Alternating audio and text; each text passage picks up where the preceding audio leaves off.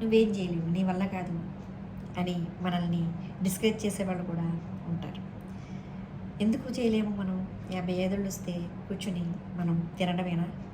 లేకపోతే నీకు డబ్బు ఉంది, నువ్వు ఇంకేం చేస్తావు, కూర్చొని తినొచ్చు కదా అనేవాళ్ళు కూడా ఉంటారు. హాయిగా రెస్ట్ తీసుకోవచ్చు కదా అంటారు. రెస్ట్ అంటే ఏంటండి? కూర్చొని తినడమా రెస్ట్ అంటే? ఇక్కడ రెస్ట్ అంటే మన మనసుకి ఏ ఆనందాలు ఉంటాయో దాన్ని సాధించుకోవడం.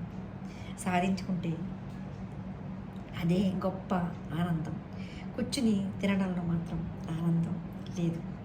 ఇక్కడ మనకి చిన్నప్పటి నుంచి సాధించుకోలేని కొన్ని లక్ష్యాలు ఉంటాయి, మనకి అవ్వలేని కొన్ని ఆనందాలు ఉంటాయి.